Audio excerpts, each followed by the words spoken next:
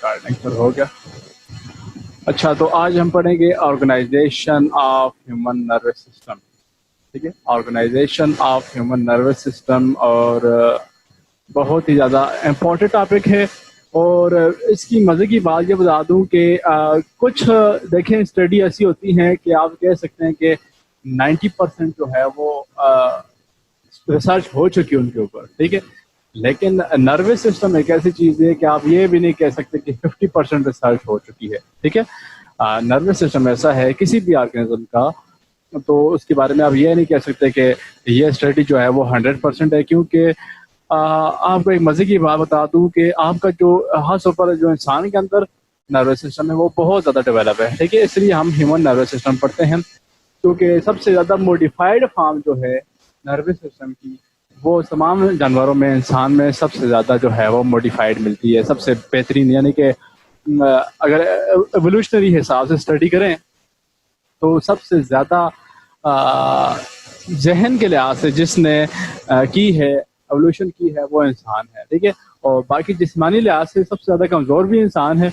लेकिन दिमागी लिहाज से काफ़ी ज़्यादा जो है वो तरक्की याफ्ता वो इंसान ही है। ठीक है, अगर हम जिस्मानी लिहाज से बात करें देखें तो आप जो है वो 40 डिग्री सेंटीग्रेड से ऊपर टेम्परेचर जो है वो बर्दाश्त नहीं कर सकते, और इसी तरह जो लोअर टेम्परेचर हो जाए तो वो भी आप बर्दाश्त नहीं कर सकते। लेकिन आप इस तरह पोलर बियर को देख लें तो वो जो है ठंडा टेम्परेचर बर्दाश्त कर लेता है। इसी तरह काकरोचेस वगैरह को देख लें, यानी कि उन्होंने कितने जल्दी अपने आप को मॉडिफाई किया है कि वो उनका ओरिजिनल हैबिटेट, वो जो ग्लिटर नहीं होते, वो जो गले सड़े पत्ते होते हैं और बाकी जंगलों के अंदर, वो उस जगह के ऊपर रहते थे, अभी भी रहते हैं। और आप कभी कभार ऐसा होता है कि आप जिनका खासतौर पर यूरोपियन कंट्रीज में जब वो लैपटॉप खोलते हैं ना, खराब लैपटॉप खोलते हैं, तो उसके अंदर भी लैपटॉप के अंदर भी लाल बैग घुसे होते हैं। यानी कि फ़र्क ये है कि उन्होंने जिस्मानी लिहाज से एवोल्यूशन की है, अपने आप को अडेप्टेशन दी है, जबकि इंसानों ने जस्ट नर्वस सिस्टम में के लिहाज से बहुत ज़्यादा तरक्की की है। और मैं चूँकि बात कर रहा था कि आप जो है आपने अभी तक 90% भी आपने दिमाग को स्टडी नहीं किया, क्योंकि दो किस्म की चीज़ें आपके मैं समझता हूँ कि इनको तो डिस्कस करना लाजमी है। एक है ब्रेन, ठीक है, जिसको हम आज पढ़ेंगे। ठीक है, स्ट्रक्चर के लिहाज से तो आपने स्टडी कर लिया ब्रेन को।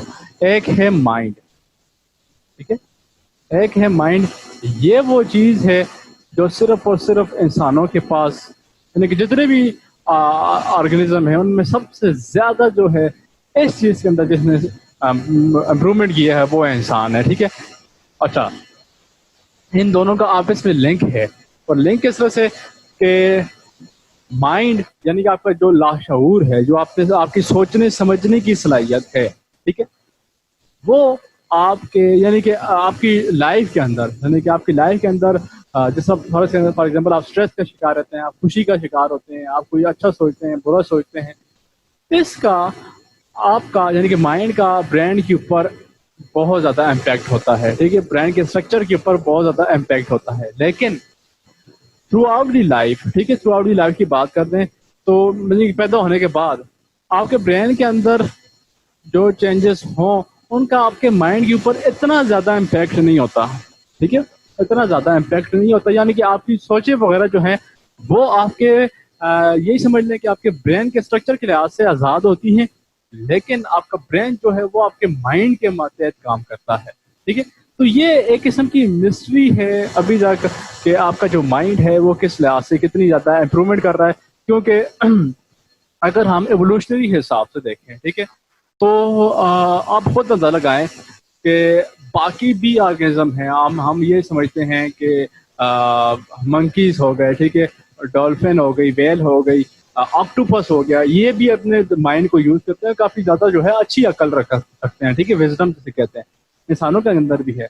लेकिन इंसान ने, हाँ, खुद अंदाजा लगा लें कि पिछले तकरीबन 1000 साल के अंदर कितनी ज्यादा तरक्की की है। बाकी किसी ऑर्गेनिज्म ने किसी भी लिहाज से इतनी ज्यादा तरक्की नहीं की जितना इंसान ने माइंड के लिहाज से तरक्की की है। ठीक है, तो ये वाकई एक यानी कि इतनी आसान चीज़ नहीं है इसको स्टडी करना। तो हम जो है ब्रेन का स्ट्रक्चर इसके जो हमें मालूम है वो हम कह सकते हैं कि हम उसको स्टडी करेंगे। बाकी यही समझ लें कि हम जो ब्रेन को स्टडी करने वाले हैं वो जस्ट आपके पास जो है ये समझ लें कि आप 50% नॉलेज को स्टडी कर रहे हैं, 50% नॉलेज तो अभी तक आपको पता ही नहीं है। ठीक है, तो स्टडी करने का मकसद भी यही होता है कि जो नॉलेज पता है वो अगली नई जनरेशन को बता दिया जाए ताकि नई जनरेशन आगे से शुरू हो। ठीक है, और यही चीज आपको इम्प्रूव करती है। ठीक है, यही चीज आपको माइंड के लिहाज से इम्प्रूव करती है। मिसाल के तौर पर देखें, जिस तरह मैंने बात की, ऑक्टोपस की बात की, विजडम के लिहाज से, डॉल्फिन की बात की, ब्लू वेल्स की बात की, ठीक है, मंकीज की बात की। मंकीज इंसानों के बाद ये समझ सकते हैं कि सबसे ज्यादा अकल रखता है। ठीक है, अच्छा, उसकी वजह क्या है कि जब आपको कोई लर्निंग बिहेवियर मिलता है, जब आपकी जिंदगी की तजर्बे से कोई नॉलेज मिलता है, उसका फायदा तब है कि जब आप उसको अगली नस्ल को पहुंचा दें। ठीक है, नेक्स्ट जनरेशन को आप उसे पहुंचा देंगे तो मतलब आपका वो नॉलेज जो है वो सेव हो जाएगा। जबकि जो जेनेटिकली चेंज आती है आपकी बॉडी के अंदर, वो नेक्स्ट जनरेशन को नहीं मिलती, वो बल्कि आगे, यानी कि यही समझ लें कि मोर देन 20 या 100 जनरेशन के बाद जाके वो टर्म जो है वो शो होती है। तो माइंड एक ऐसी चीज है जिसे आप, यानी कि आप स्टडी करके किताबें लिख के अपने पास जो है वो स्टोर करते हैं, फिर अगली नई जनरेशन का। मिसाल के तौर पर देखें, अब आप को आपके लिए ये मिस्ट्री नहीं है कि ब्रेन के अंदर 3 पार्ट होते हैं और उसमें ये चीजें होती हैं, क्योंकि पहले लोगों ने पढ़ लिया है, आप जस्ट उसको पढ़ रहे हैं। अब आप वो स्टडी करेंगे जो लोगों ने नहीं पढ़ा। ठीक है, फिर आपकी बाद जो नस्लें आएंगी फिर वो पढ़ेंगी जो आपने नहीं पढ़ा होगा। ठीक है, तो इसी तरह हम division of human nervous system पढ़ते हैं क्योंकि ये बहुत ज़्यादा इम्प्रूव हो चुका है। ठीक है, तो देखें जी, पहले तो हम इसको 2 हिस्से में डिवाइड करते हैं, एक है CNS और दूसरा है PNS। ठीक है, ये आपको पता ही है कि क्या होता है CNS और PNS। फिर इसके बाद जो है आप CNS के अंदर मजीद जो है वो डिवीजन करते हैं, जिसमें अब देखें आपके पास फिर आगे डिवीजन के हिसाब से देखें तो ऑटोनॉमिक नर्वस सिस्टम आता है, सोमैटिक नर्वस सिस्टम आता है, सिंपैथेटिक नर्वस सिस्टम आता है, पैरासिम्पैथेटिक नर्वस सिस्टम आता है। हम वो सारा पढ़ेंगे। ठीक है, तो सबसे पहले हम जो है वो सेंट्रल नर्वस सिस्टम को पढ़ते हैं कि सेंट्रल नर्वस सिस्टम के अंदर क्या आता है। ठीक है, तो एक ब्रेन है और एक है स्पाइनल कॉर्ड। ठीक है, एक ब्रेन है और एक है स्पाइनल कॉर्ड। तो ये वो 2 मेन चीजें हैं आपकी बॉडी के अंदर जो कि जो कि मौजूद होती हैं एक्सियल स्केलेटन के अंदर। ठीक है, जब हमने एक्सियल स्केलेटन पढ़ा था उसकी इंपॉर्टेंस हमने एक लिहाज से ये भी देखी थी कि आपके सेंट्रल नर्वस सिस्टम को प्रोटेक्ट कर रहा होता है एक्सियल स्केलेटन। ठीक है, तो ब्रेन है और साथ में स्पाइनल कॉर्ड है। तो पहले हम ये कर लेते हैं कि ब्रेन का स्ट्रक्चर जो है वो पढ़ लेते हैं। अब ब्रेन, स्पाइनल कॉर्ड से ज्यादा ब्रेन एक ऐसी चीज है जिसको स्टडी करना थोड़ा ज्यादा मुश्किल है, यानी कि एक स्पेसिफिक डिफरेंट फील्ड है न्यूरोलॉजी। ठीक है, स्पेसिफिक डिफरेंट फील्ड है। जैसे देखें, इम्यूनोलॉजी है इम्यून सिस्टम के बारे में। ठीक है, जेनेटिक्स है आपके DNA की स्टडी के बारे में, सेल बायोलॉजी है कि आपका सेल किस तरह फंक्शन करता है, और एक न्यूरोलॉजी है कि आपका नर्वस सिस्टम जो है वो किस तरह से काम करता है।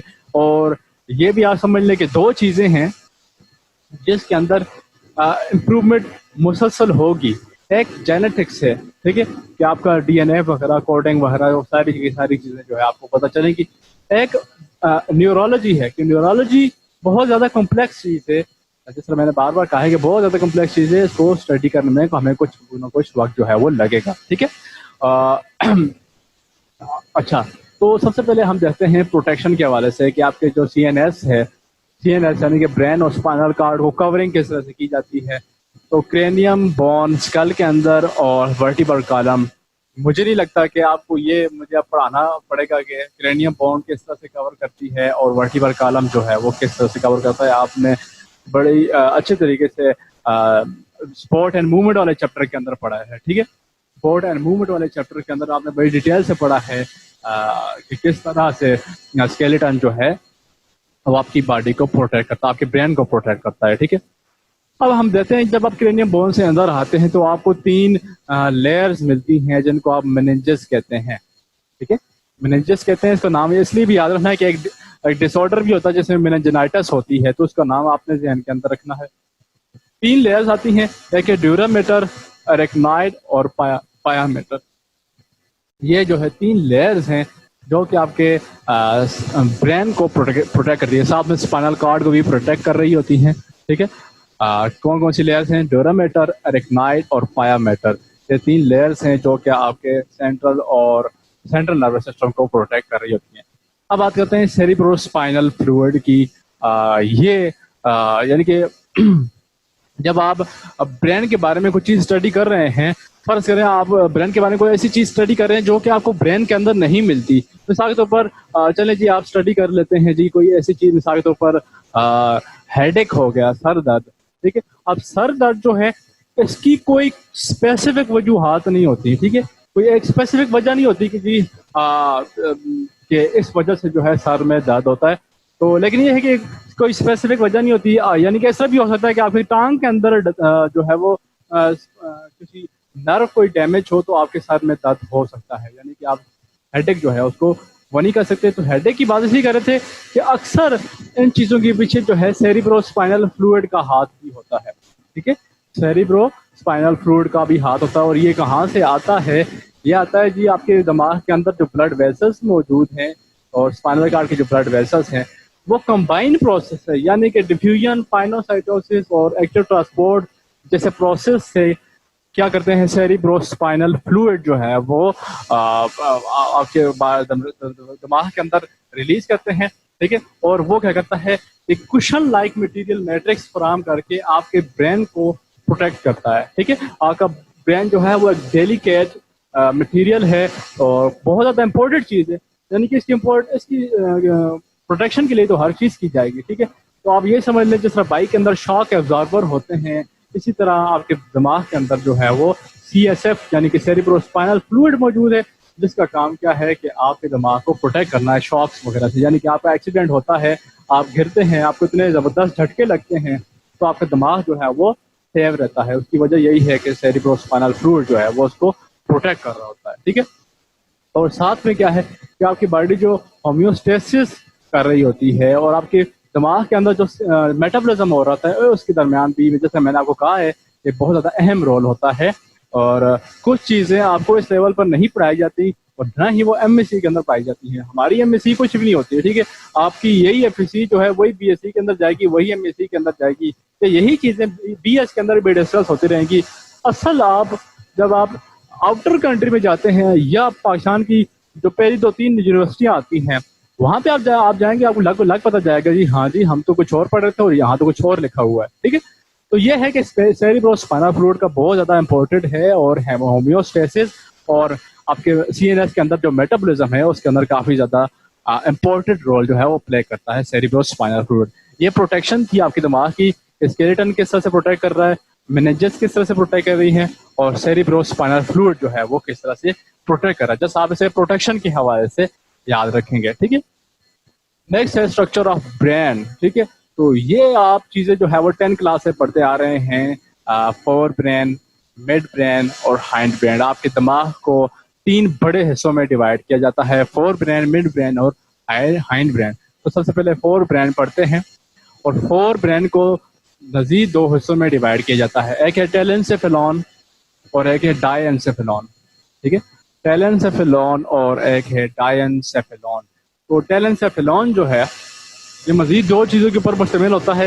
एक है 2 ऑल्फैक्टरी बल्ब जो कि स्मेलिंग जो है उसके साथ इसका ताल्लुक है और साथ में है सेरिब्रम। ठीक है, सेरिब्रम आपके दिमाग का सबसे बड़ा पोर्शन जो है सेरिब्रम है। ठीक है, तो टेलेंसेफेलॉन जो है वो 2 ऑल्फैक्टरी बल्ब ठीक है आपके बॉडी के अंदर मौजूद होते हैं आपके नेजल कैविटी की बैक साइड पे। ठीक है, और साथ में है सेरिब्रम। सेरिब्रम और ऑल्फैक्टरी बल्ब दोनों मिलके जो है क्या बना रहे होते हैं, टेलेंसेफेलॉन बना रहे होते हैं। ऑल्फैक्टरी बल्ब भी यही समझ लें कि ऑल्फैक्शन का ताल्लुक भी साथ में सेरिब्रम के साथ कनेक्टेड होता है।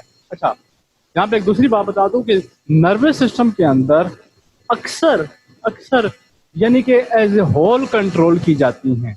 ठीक है, एज ए होल कंट्रोल की जाती है। यानी कि अब आप ये पढ़ लेंगे फॉर एग्जांपल जो वॉलेंट्री एक्शन है वो आपका सेरिब्रम कंट्रोल कर रहा होता है, ये कॉन्शियस सेंसेशन जो है वो सेरिब्रम कंट्रोल कर रहा होता है। लेकिन जरूरी नहीं है कि जस्ट यही कंट्रोल कर रहा हो, साथ में कुछ और चीजें भी ऐसी होंगी जो उसके ऊपर डिपेंडेंट होंगी। ठीक है, यानी कि ये एक दूसरे के, यानी कि मैं आपके सामने एक डायग्राम बनाऊं, ये ए है, ए एक अगर फंक्शन कर रहा है बी को कंट्रोल करने में तो बी भी फंक्शन ऐसा कर रहा है कि ए को कंट्रोल करे, यानी कि एक दूसरे के साथ इंटर कनेक्टेड हैं। ठीक है, ये एक दूसरे के साथ क्या है, इंटर कनेक्टेड होंगे। तो सेरिब्रम की बात करते हैं, लार्जेस्ट पोर्शन ऑफ ब्रेन है, ठीक है, लार्जेस्ट पोर्शन ऑफ ब्रेन है और इसको दो हिस्सों में डिवाइड किया जाता है, ठीक है। अगर आप सामने से देखें तो जो सेरिब्रम है वो आपको इस तरह नजर आता है, ठीक है, इस तरह से। तो एक राइट हेमिस्फेयर हो गया और एक हो गया लेफ्ट हेमिस्फेयर, और इन दोनों को एक न्यूरल टिश्यू होता है जिसने यहाँ से बाइंड किया होता है, ठीक है। एक ब्रिज मौजूद होता है, न्यूरल ब्रिज, ठीक है, और उसे क्या कहते हैं, कॉर्पस कैलोसम, ठीक है। कॉर्पस कैलोसम जो है एक न्यूरल टिश्यू होता है जिसने राइट और लेफ्ट हेमिस्फेयर को कंट्रोल किया होता है। यहाँ पे एक मजे की बात ये बताता हूँ कि आपका जो राइट हेमिस्फेयर है, ठीक है, आपका जो राइट हेमिस्फेयर है वो आपके बॉडी के लेफ्ट पोर्शन को कंट्रोल कर रहा होता है, और जो कि लेफ्ट हेमिस्फेयर है वो राइट हेमिस्फेयर को कंट्रोल कर रहा होता है। और इनके दरमियान मेमोरी की एक्सचेंज, यानी कि जो आप देख रहे हैं, जो सोच समझ रहे हैं, उसकी एक्सचेंज कैसे होती है, तो वो कॉर्पस कैलोसम की वजह से ही होती है, जो जिसने दोनों को कनेक्ट किया होता है, और यही इन दोनों के दरमियान जो है एक्सचेंज का प्रोसेस कर रहा होता है, ठीक है। अच्छा, अब बात करते हैं कि कौन कौन सी एरिया, कौन कौन से एरियाज को स्मेल कर रहा है और होता है, यानी कि देखें, जिसमें आपकी सीधी सी बात है, सेरिब्रम जो है, सेरिब्रम अगर आप देखना चाहते हैं तो दिमाग के अंदर आपको जो मेन पोर्शन जो नजर आता है, जिसमें आपको ये कन्वोलेटेड सी इस तरह सी नजर आती है, यानी कि इस तरह से दिमाग बनाया होता है अक्सर लोगों ने, ठीक है, और इसके अंदर आपको ये कन्वोलेटेड सी नजर आती हैं, ठीक है, इस तरह से ट्यूब्यूल सी नजर आती है, वही सेरिब्रम होता है। अब बात करते हैं कि सेरिब्रम कंट्रोल कैसे करता है, तो आपकी विल पावर के अंदर जो चीजें कंट्रोल हो रही होती हैं, चाहे वो इनवॉलंटरी भी हो, ठीक है, लेकिन उसका ताल्लुक आपके कॉन्शियस के साथ हो, आपके सोचने समझने के साथ हो, तो वो सेरिब्रम जो है वो कंट्रोल कर रहा होता है। मिसाल के तौर पर देखें, स्मेलिंग, ठीक है, स्मेलिंग जो है आप चाह कर रोक नहीं सकते कि आप स्मेलिंग पावर को रोक सकते हैं। मिसाल के तौर पर ऐसा होता तो जिन लोगों को वो एलर्जी होती वो एलर्जी से बच जाते, लेकिन क्योंकि ये प्रोसेस नहीं होता, तो स्मेलिंग से आप पता लगा सकते हैं कि ये फलां चीज की खुशबू है, ये बदबू है, लेकिन आप उसे रोक नहीं सकते। लेकिन क्योंकि इसका ताल्लुक रीजनिंग और थिंकिंग के साथ है, तो ये कंट्रोल कर रहा होता है सेरिब्रम, ठीक है। सेरिब्रम जो है, यानी कि सेंसरी एरियाज की जो इंफॉर्मेशन आ रही होती है, इंफॉर्मेशन जो आ रही होती है, उसको कंट्रोल कर रहा होता है सेरिब्रम। देखने की हिस्स हो गई, यानी कि आप देख रहे हैं, उसके बाद आप कंक्लूजन लगा रहे हैं, ठीक है। परसेप्शन है, मिसाल के तौर पर देखें, साइकोलॉजी के अंदर एक टर्म आती है परसेप्शन। परसेप्शन क्या होती है, आपने कभी कभार ऐसी तस्वीरें देखी होंगी कि आपको लगा जी हाँ जी ये जो है पहाड़ है, ठीक है। फॉर एग्जाम्पल आपके सामने कोई तस्वीर ऐसी, आप कहते हैं ये पहाड़ है, फिर आप गौर से देखते नहीं नहीं, यहाँ तो दो घोड़े बने हुए हैं और घोड़े इस तरह से आपको लगता है ये पहाड़ है, लेकिन पहले आपने कुछ और देखा, फिर आपको लगा नहीं, जब आपने गौर किया तो फिर आपको लगा नहीं ये तो कुछ और चीज है, मेरे माइंड ने परसेप्ट कुछ और कर लिया था।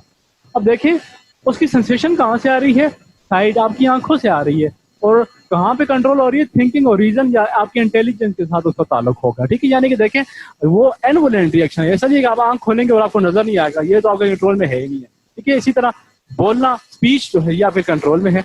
चखने की पावर, यानी कि आप कुछ खाएं और आपको टेस्ट ना आए, ये आपके कंट्रोल में नहीं है, ठीक है। तो यानी कि डायरेक्टली और इनडायरेक्टली जिन चीजों का ताल्लुक कॉन्शियस के साथ होता है, आपके सोचने समझने या रीजनिंग के साथ होता है, वो सेरिब्रम जो है वो कंट्रोल कर रहा होता है, ठीक है। आगे देखते हैं जी डायनसेफेलॉन, ठीक है। डायनसेफेलॉन जो है मेजॉरिटी ऐसी चीजें होती हैं जो कि आपके कंट्रोल में तो होगी, लेकिन ये समझ लें कि आपको लगेगी कि ये जो है इनवॉलंटरी है, ठीक है। तो लिम्बिक सिस्टम जो है डायनसेफेलॉन के अंदर आ जाता है, ठीक है। जो आपका लिम्बिक सिस्टम है वो डायनसेफेलॉन के अंदर आ जाता है, और लिम्बिक सिस्टम जो है वो कॉम्बिनेशन है थैलेमस का, हाइपोथैलेमस का, हिप्पोकैम्पस का और एमिग्डाला का, ठीक है। ये दिमाग के पोर्शन है और ये इनको कलेक्टिवली कहते हैं लिम्बिक सिस्टम, ठीक है। थैलेमस, हाइपोथैलेमस, हिप्पोकैम्पस और एमिग्डाला, इनको कंबाइनली कहते हैं लिम्बिक सिस्टम, ठीक है। इनको कंबाइनली क्या कहते हैं, लिम्बिक सिस्टम कहते हैं। तो अब देखें, सबसे पहले हम जो है पढ़ते हैं थैलेमस, ठीक है। थैलेमस ये मौजूद होता है आपकी बॉडी और सेरिब्रम के दरमियान, ठीक है। जो सेरिब्रम है, यानी कि आप इस पर देखें, ये सेरिब्रम है, ठीक है, ज्यादा क्योंकि दिमाग का बड़ा पोर्शन है, और यहाँ पे मौजूद है थैलेमस, और यहाँ से नीचे आपकी बॉडी आ गई, ठीक है। तो ये सेरिब्रम और आपकी बॉडी के दरमियान में मौजूद होता है। तो वो जो मैसेजेस आ रहे हैं, ठीक है, फॉर एग्जाम्पल कोई कॉन्शियस आ रहा है, कोई कॉन्शियस एग्जाम्पल आ रही है, मिसाल के तौर पर आप देख रहे हैं, सूंघ रहे हैं, बात कर रहे हैं, रीजनिंग कर रहे हैं, कुछ भी कर रहे हैं, तो वो सेंसेशन जो है, चाहे वो आपकी आंखों से आ रही हो, कानों से आ रही हो, या बॉडी किसी और पोर्शन से आ रही हो। हम जो थे वो थैलेमस को स्टडी कर रहे थे। थैलेमस के अंदर आपने क्या स्टडी किया कि ये रिले स्टेशन है, ये रिले यानी कि इसमें से चीज पास होके जाएगी सेरिब्रम को, और सेरिब्रम की इंफॉर्मेशन पास होके जाएगी आपकी बॉडी को, वाइस वर्सा होता रहेगा, ठीक है। यानी कि जो सेंसेशन आ रही है आपकी बॉडी में से, वो थैलेमस में से होके जाएंगी सेरिब्रम को, ठीक है। और इसी तरह जो सेरिब्रम की इंफॉर्मेशन है वो इसमें से थैलेमस में से होके जाएगी। ये रिले स्टेशन के तौर पर आप इसे थैलेमस को याद रख सकते हैं, ठीक है। आगे है जी हाइपोथैलेमस। हाइपोथैलेमस ये तो यकीन करें इतना ज्यादा आसान है। तो हाइपोथैलेमस की बात करते हैं।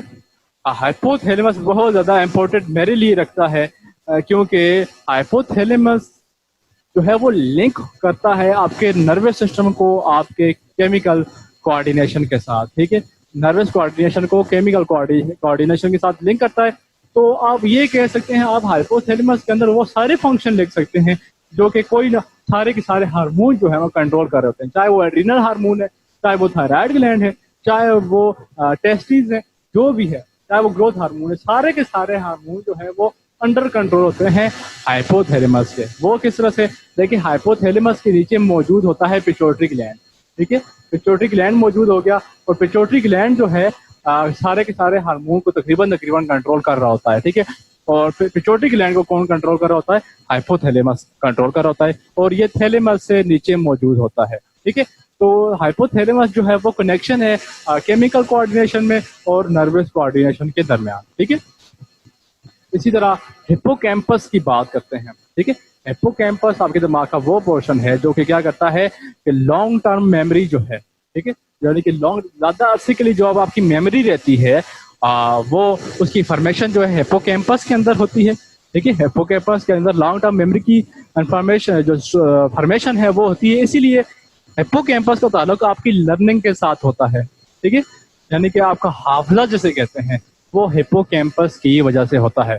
और मैं फिर से बता रहा हूँ कि आपने जो है इन चीजों को याद तो रखना है, लेकिन ये कहते हैं ना कि बर्टन रसल ने कहा था कि आप कोई भी डिसीजन ले लें वो 100% नहीं होता, ठीक है, वो 100% नहीं होता। मिसाल के तौर पर देखें, अब लर्निंग की बात करें तो ये देखें डायरेंसेफेलॉन में आ रहा है फोन ब्रेन के, तो यहाँ पे क्या है कि अगर आप सेरिब्रम को नहीं देखेंगे तो आप लर्निंग कर भी नहीं सकते, ठीक है।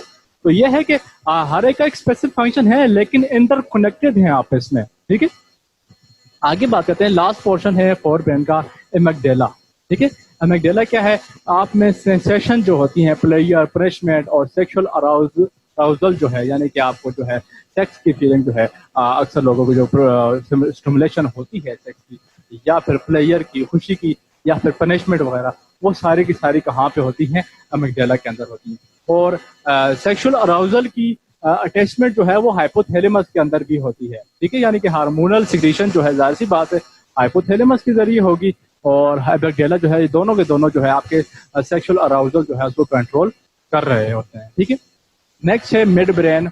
ये वो पोर्शन है जो आपके दिमाग के अंदर क्या है, रिड्यूस हो चुका है, ठीक है, रिड्यूस हो चुका है, रेडिमेट्री जिसे कहते हैं, यानी कि बहुत कम फंक्शन रह गया है इसका, ठीक है, मिड ब्रेन का। और इसका ताल्लुक क्या है, खास तौर पर यहाँ पे देखें, अभी फिर से आ गया कि इसका ताल्लुक क्या है, विजुअल और ऑडिटरी इंफॉर्मेशन के साथ है। जो आप देखते हैं, जो आप सुनते हैं, उसका ताल्लुक, उसके कंट्रोल जो है वो किसके साथ हो रहा है, इन्फॉर्मेशन, वो है मिड ब्रेन के साथ। अब यही चीज आपने सेरिब्रम के अंदर भी पढ़ी, ठीक है। तो वही बात है कि इनका आपस में इंटर कनेक्टेड हैं, आप एक को निकाल के दूसरा आप जो है कंटिन्यू नहीं कर सकते। तो मिड ब्रेन की बात कर रहे थे, ये इंसानों के अंदर रिड्यूस फॉर्म में मौजूद होता है, ठीक है, रिड्यूस फॉर्म में मौजूद है, और ये जो है रेटिकुलर फॉर्मेशन करता है, ठीक है। इसके अंदर क्या है, रेटिकुलर फॉर्मेशन है। अब रेटिकुलर फॉर्मेशन कैसे कहते हैं?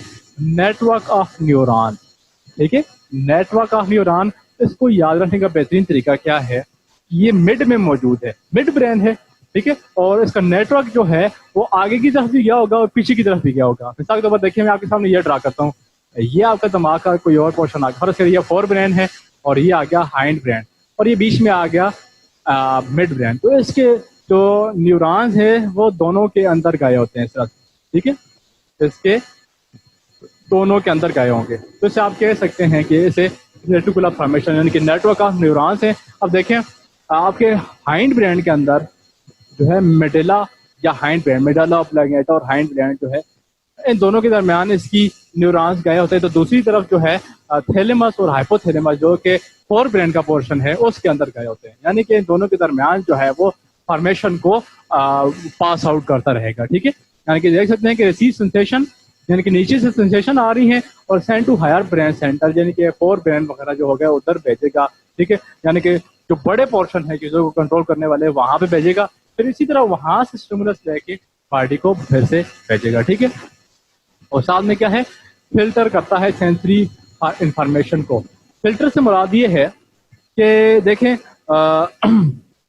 फर्ज करें कि आपने बहुत इंपॉर्टेंट काम करना है। मिसाल के तौर पर देखें, फर्ज करें आप एक कहानी ये समझ लें कि एक बंदे का बच्चा जो है वो बाहर फर्श के ऊपर घूम रहा है नंगे पाँव, और फर्श काफी ज्यादा गर्म है, गर्मी भी बहुत ज्यादा है।